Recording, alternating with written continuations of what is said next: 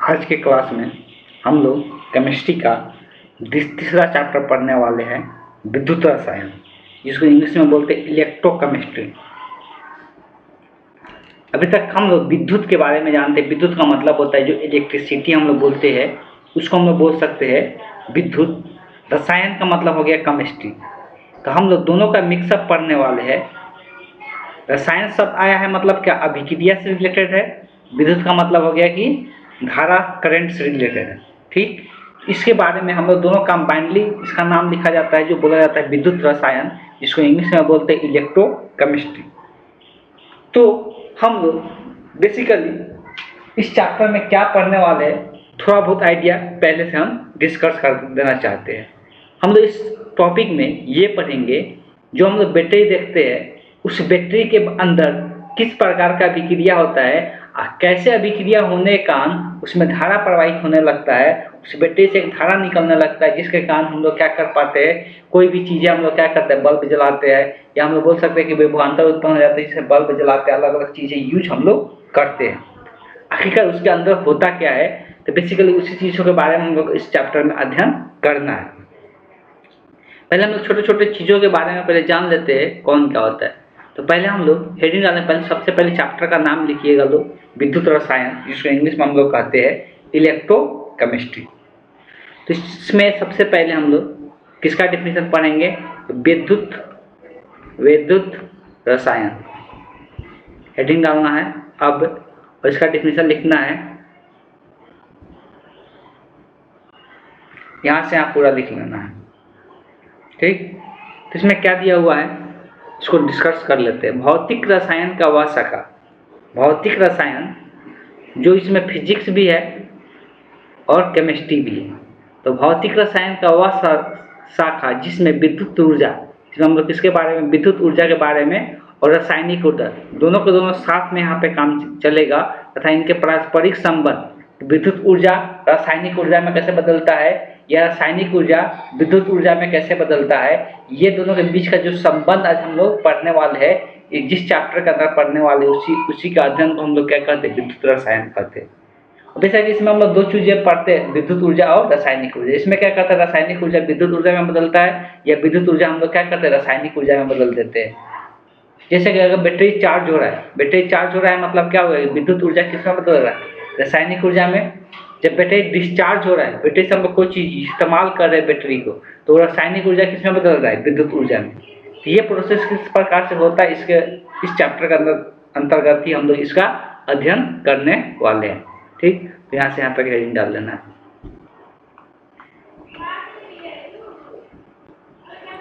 अगला हम लोग इसमें इस टॉपिक में एक और डेफिनेशन पढ़ लेंगे, क्या होता है।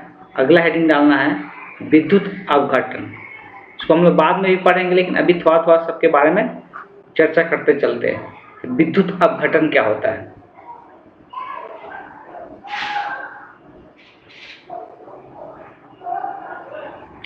इसको लिखना है यहाँ से लेके यहाँ तक। विद्युत ऊर्जा की सहायता से रासायनिक अभिक्रिया कराई जाती है, इसी को हम लोग क्या कहते हैं, विद्युत अपघटन कहते हैं। जब हम लोग विद्युत ऊर्जा की सहायता से, विद्युत ऊर्जा की सहायता लेकर हम लोग रासायनिक अभिक्रिया कराते हैं, कुछ रासायनिक अभिक्रिया को कराते हैं, तो उसको हम लोग क्या कहते हैं, विद्युत अपघटन कहते हैं। इसके बारे में हम लोग पहले भी 10th क्लास में भी चर्चा किए हुए हैं। इसका डिटेल एक्सप्लेनेशन हम लोग अभी आगे पढ़ेंगे, विद्युत अपघटनी सेल, उसमें हम लोग करने वाले हैं।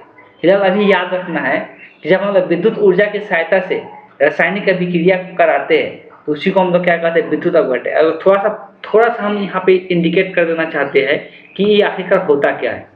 तो इसके पहले हम लोग 10th क्लास में भी डिस्कशन किए थे कि अगर एक यहाँ पर बिलियन है या कोई कंटेनर है, इसमें क्या करो, तो रॉड लगा दो, जिसको हम लोग इलेक्ट्रोड कहते हैं, और इसमें कोई भी सॉल्यूशन को डाल दो, और उसमें हम लोग कुछ रासायनिक अभिक्रिया कराकर चेक करते थे, कोई भी इसमें सॉल्यूशन डाल दो, और इसको क्या करो, एक बैटरी से क्या कर दो, कनेक्ट कर दो, एक बैटरी से क्या कर दो, दोनों इलेक्ट्रोड को कनेक्ट कर दो।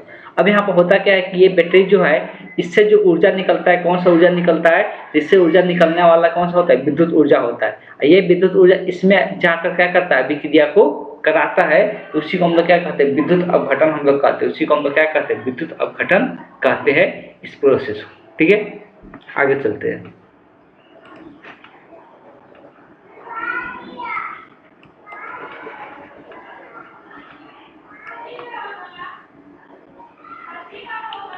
विद्युत अपघटय आप समझ में आ गया। तो आगे हम लोग देखेंगे विद्युत रसायन, विद्युत रासायनिक, विद्युत रासायनिक अभिक्रिया लिख लेते हैं। चलो ठीक है, विद्युत रासायनिक, विद्युत रासायनिक अभिक्रिया। विद्युत रासायनिक अभिक्रिया क्या होता है? तो रासायनिक अभिक्रिया की सहायता से विद्युत ऊर्जा प्राप्त की जाती है। रासायनिक अभिक्रिया की सहायता से जब विद्युत ऊर्जा प्राप्त की जाती है तो उसे विद्युत रासायनिक अभिक्रिया कहते हैं। इसलिए इसको यहाँ से लेके यहाँ तक लिखना है। अब देखो, ये विद्युत अपघटय के उल्टा होता है। विद्युत अपघटय में क्या होता है? विद्युत ऊर्जा की सहायता से रासायनिक अभिक्रिया कराया जाता है, तो उसको हम लोग विद्युत अपघटय कहते हैं। विद्युत ऊर्जा की सहायता से रासायनिक अभिक्रिया कराया जाता है तो उसको हम लोग विद्युत अपघटय कहते हैं।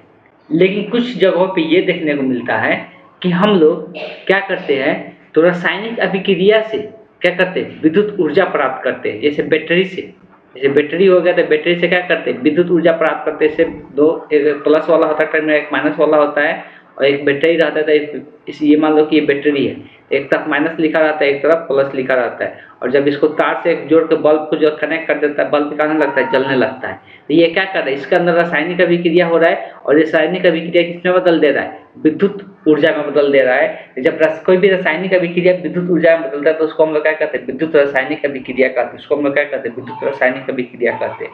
लेकिन जब विद्युत ऊर्जा से रासायनिक अभिक्रिया कराई जाती है उसको हम लोग विद्युत अपघटय कहते हैं। अब एक लास्ट पॉइंट यहाँ पर और लिखेंगे, वो क्या होगा, तो विद्युत रसायन, विद्युत रासायनिक सेल। सेल का मतलब बैटरी ही होता है, विद्युत रासायनिक सेल।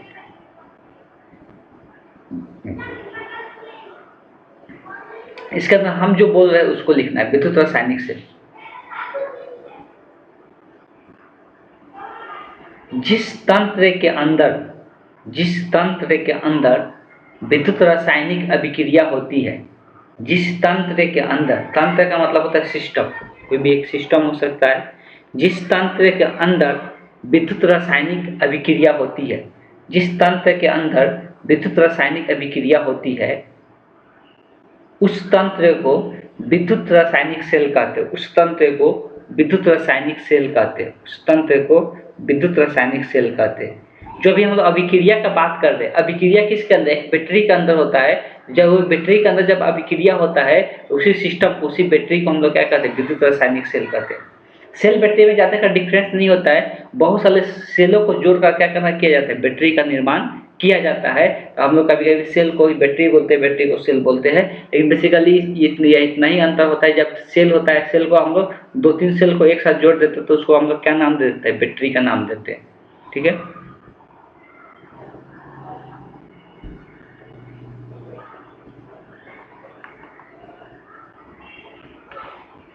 अगला हेडिंग डालना है, रासायनिक दृष्टि से यौगिकों को 2 भागों में बांटा जाता है। रासायनिक दृष्टि से यौगिकों को 2 भागों में बांटा जाता है। रासायनिक दृष्टि से यौगिकों को 2 भागों में बांटा जाता है।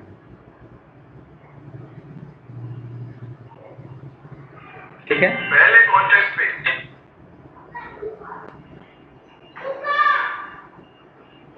वो कौन कौन सा भाग होगा, एक होता है विद्युत अनअपघटय, दूसरा होता है विद्युत अपघटय। पहला हम लोग लिखेंगे विद्युत अनअपघटय, 1 नंबर देकर लिखेंगे विद्युत अनअपघटय। इसको इंग्लिश में बोलते हैं नॉन इलेक्ट्रोलाइट्स, नॉन इलेक्ट्रोलाइट्स। तो पहला हेडिंग डालेंगे विद्युत अनअपघटय।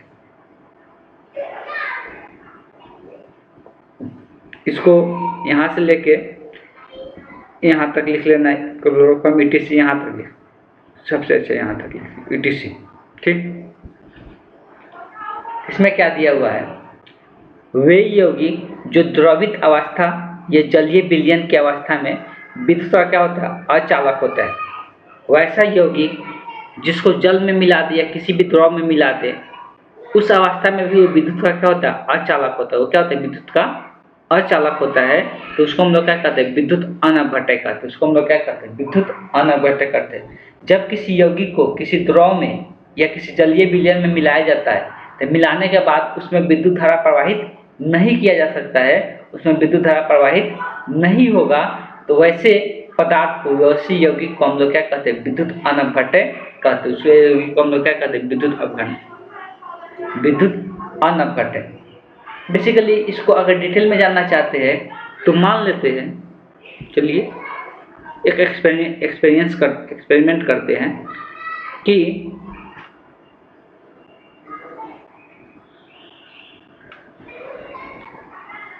एक कंटेनर है, ठीक है, और इसमें 2 इलेक्ट्रोड लगा हुआ है, और ये कोई विलयन है, जलीय विलयन भी बोल सकते हैं। और इसको हम क्या किए है, बैटरी से कनेक्ट कर दिए। यहाँ बैटरी से कनेक्ट करने के पहले बल्ब को लगा दिया गया, ठीक है।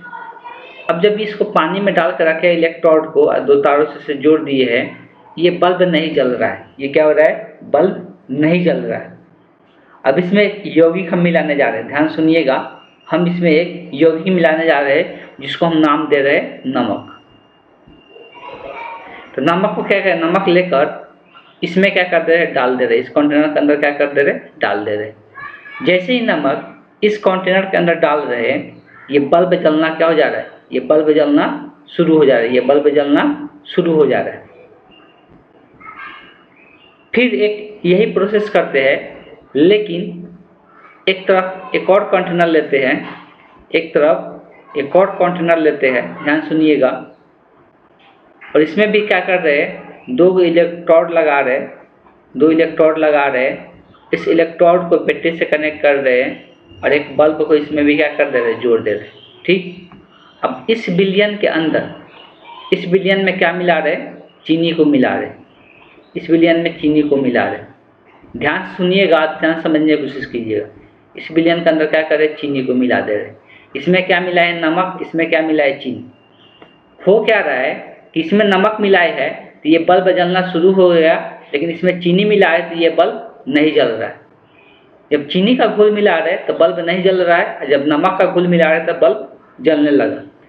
तो जिस पदार्थ को मिलाने से, जिस यौगिक को मिलाने से, द्रवित विलयन में जिस यौगिक को मिलाने से अगर उसमें इलेक्ट्रिसिटी, मतलब उसमें करंट, उसमें धारा अगर प्रवाहित नहीं होता है, अगर उसमें धारा प्रवाहित नहीं होता है, तो वैसे यौगिक को विद्युत अनअपघट्य यौगिक कहते हैं। वैसे यौगिक को क्या कहते हैं, विद्युत अनअपघट्य यौगिक कहते हैं, विद्युत अनअपघट्य यौगिक कहते हैं। अब यहाँ पे दूसरा है विद्युत अपघट्य। तो या ये इसका डिफिनेशन एग्जाम्पल के साथ लेते हुए या तो यहाँ तक लिख के छोड़ सकते हैं, या पूरा क्लोरो तक यहाँ पर ETC जहाँ तक दिया है वहाँ तक लिख सकते हैं, ठीक। एग्जाम्पल इतना जरूरी हो जाता है, एग्जाम्पल भी याद रखना जरूरी होता है, इस बात को समझने की कोशिश कीजिए। अब यहाँ पे ध्यान क्या देना है, बात को समझिएगा कि विद्युत अपघट्य कौन कौन सा पदार्थ होता है। वही चीज लिखा हुआ है, जब जलीय विलयन में आ जाती है, ये विद्युत का क्या होता है, सुचालक हो जाता है। सुचालक का मतलब जिससे क्या होता है, धारा प्रवाहित होने लगे। अचालक का मतलब जिससे धारा प्रवाहित न हो, ठीक। तक जो विद्युत अपघट्य पदार्थ होता है, तो उसको अगर मिलाते हैं द्रव में, तो विद्युत का क्या करने लगता है, चालन करने लगता है। अगर इसका एग्जाम्पल का बात करेंगे, उदाहरण के लिए दिया है सोडियम क्लोराइड। सोडियम क्लोराइड को हम लोग क्या कहते हैं, नमक कहते हैं। पोटेशियम नाइट्रेट लिख सकते हैं, जिंक सल्फेट ले सकते हैं, हाइड्रोक्लोरिक अम्ल ले सकते हैं, सोडियम हाइड्रोक्साइड ले सकते हैं। ये सबको जैसे इस विलयन में मिलाएंगे, बल्ब क्या होने लगेगा, जलना शुरू कर देगा। लेकिन अगर इस सब पदार्थ को मिलाते हैं, चीनी, यूरिया, क्लोरोफॉर्म, ये सब मिलाते हैं, तो कोई ये बल्ब नहीं चलेगा। जिसके पीछे रीजन क्या होगा, तो ये सब क्या होता है, ये विद्युत का सुचालक नहीं होता है, विद्युत का अचालक होता है। लेकिन ये जो नमक होता है, ये विद्युत का क्या होता है, सुचालक होता है, जिससे धारा प्रवाहित होने लगता है, जिससे धारा प्रवाहित होने लगता है। इस बात को समझिए।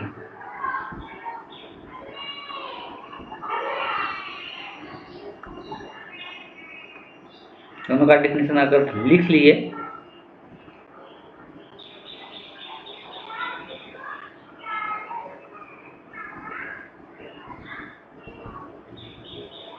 दो तीन बातें ध्यान में रखते चलिएगा लोग। अभी हम लोग विद्युत अपघटय के बारे में पढ़े थे और विद्युत रासायनिक अभिक्रिया के बारे में पढ़े थे। तो विद्युत अपघटय का काम होता है, विद्युत अपघटय का काम होता है कौन सा उदाहरण, विद्युत ऊर्जा को रासायनिक ऊर्जा में बदलना, ये भी बोल सकते हैं डायरेक्ट। और जो विद्युत रासायनिक अभिक्रिया होता है ये क्या काम करता है, तो ये काम करता है रासायनिक ऊर्जा से हम लोग क्या विद्युत ऊर्जा जब प्राप्त करते हैं, रासायनिक ऊर्जा को विद्युत ऊर्जा में बदलता है तो वो विद्युत रासायनिक अभिक्रिया कहलाता है।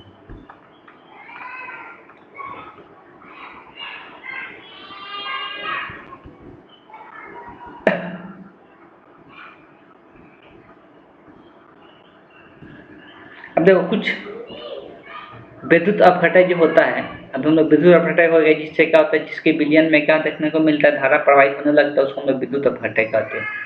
जो विद्युत अपघटय जो होता है वो दो प्रकार का होता है। जो विद्युत अपघटय जो होता है वो दो प्रकार का होता है। तो विद्युत अपघटय जो दो प्रकार का होता है कौन कौन सा होता है, तो एक होता है सबल, एक होता है दुर्बल। सबल का मतलब होता है स्ट्रॉन्ग और दुर्बल का मतलब होता है वीक, स्ट्रॉन्ग और वीक। तो विद्युत अपघटय जो जलीय विलयन में पूर्णतः लगभग 100%, पूर्णतः मतलब कंप्लीट लगभग 100% आयनों में परिवर्तित हो जाती है। जो पदार्थ डालते हैं वो पूरी तरह से क्या होता है, आयन के रूप में टूट जाता है। तो वैसे पदार्थ को हम लोग क्या कहते हैं, वैसे यौगिक को सबल विद्युत अपघटय कहते हैं। वैसे यौगिक को सबल विद्युत अपघटय कहते हैं। तो सबल विद्युत अपघटय का बात करेंगे तो सोडियम क्लोराइड है, हाइड्रोजन क्लोराइड है, H2SO4 को क्या बोलते हैं, तो H2SO4 को हाइड्रोक्लोरिक अम्ल कहते हैं। HNO3 को, तो HNO3 को हम लोग क्या कहते हैं, तो HNO3 को जिंक हाइड्रोक्लोरिक से, इसका कुछ हाइड्रोजन नाइट्रेट होता है, ये कैल्शियम क्लोराइड है। इस प्रकार से तो ये सब के सब जो दिया हुआ है, सब के सब क्या होता है, सबल विद्युत अपघटय पदार्थ होता है। सब के सब सबल विद्युत अपघटय। दुर्बल मतलब होता है कि वैसा पदार्थ जो उसको विलयन में डालने से, जिसको क्या बोल सकते हैं, द्रव में डालने से वो पूरी तरह से आयनित नहीं होता, आंशिक रूप से आयनित होता है। आंशिक मतलब कुछ हुआ कुछ नहीं हुआ, तो उसको हम लोग क्या कहते हैं, दुर्बल, कमजोर। ये दोनों का डिफिनीशन लिख सकते हैं। विद्युत अपघटय दो प्रकार का देखने को मिलता है। ये पहले लिख कर, विद्युत अपघटय दो प्रकार के होते हैं, तब दोनों को क्या करना है, लिख लेना है। तब दोनों को क्या करना है, लिख लेना है।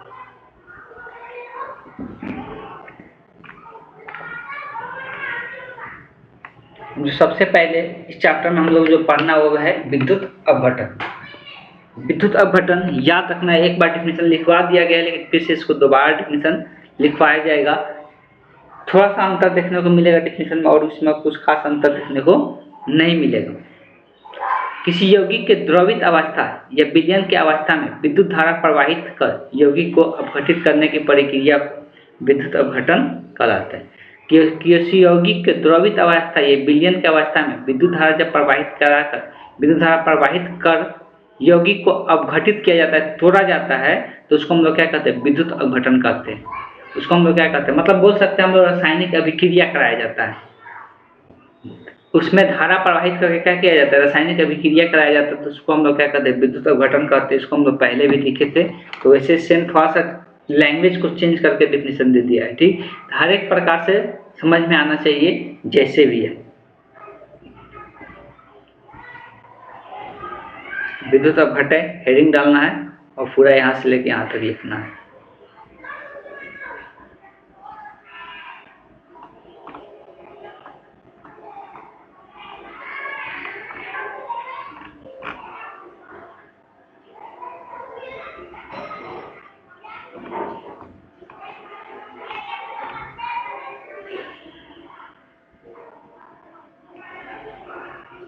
आगे जो है हम लोग विद्युत अपघटनी सेल के बारे में पढ़ना है। विद्युत अपघटनी सेल क्या होता है, कैसे वर्क करता है, इसके बारे में हम लोग समझेंगे।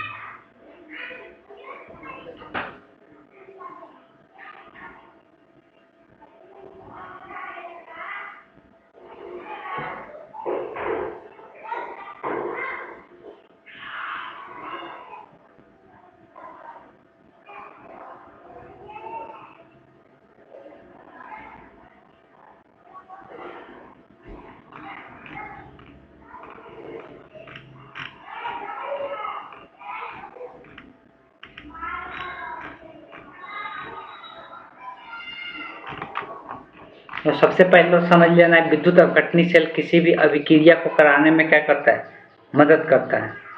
कोई अभिक्रिया को ये कराता है या किसी पदार्थ को क्या करता है, विघटित करता है, तोड़ने का काम करता है।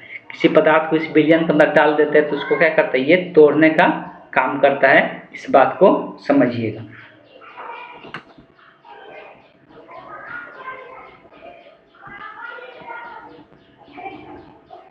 विद्युत अपघटनी से सबसे पहले हेडिंग डाल लेना।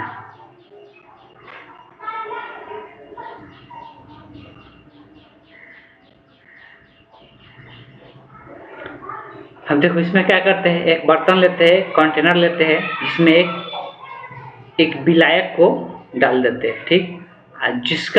जिस पदार्थ को तोड़ना रहता है, विघटित करना रहता है, उस पदार्थ को इसके अंदर क्या करते हैं, मिला देते हैं। उस पदार्थ को इसके अंदर क्या करते हैं, मिला देते हैं और इसमें 2 इलेक्ट्रोड लगा देते हैं। यहाँ पर इलेक्ट्रोड देख रहे हैं तो इसमें 2 इलेक्ट्रोड को लगा दिया जाता है। यहाँ पे इलेक्ट्रोड लगा हुआ है। यही इलेक्ट्रोड लगाने के बाद इसको बैटरी से जोड़ दिया जाता है। मान लो कि इसको क्या किए, इस बैटरी से इसको क्या कर दिए, जोड़ दिए। प्लस वाला टर्मिनल को इधर से जोड़े है, इधर वाला को माइनस वाला से जोड़े है। और जिस पदार्थ का अपघटन कराना रहता है उस पदार्थ को इसके अंदर डाल देते हैं। तो इसी को हम लोग क्या कहते हैं, विद्युत अपघटनी सेल कहते हैं। इसी को हम लोग क्या कहते हैं, विद्युत अपघटनी सेल कहते हैं। और ये बैटरी का होता है, चार्ज होता है। ये बैटरी का होता है, इससे चार्ज होता है। ऐसा हम लोग को देखने को मिलता है कि ये बैटरी को चार्ज करने के लिए ऐसा किया जाता है। या किसी को हम लोग बोल सकते हैं ये भी कि अपघटित करने के लिए, किसी चीज़ को ब्रेक डाउन करने के लिए किया जाता है। तो दोनों में से कोई भी चीज़ बोल सकते हैं।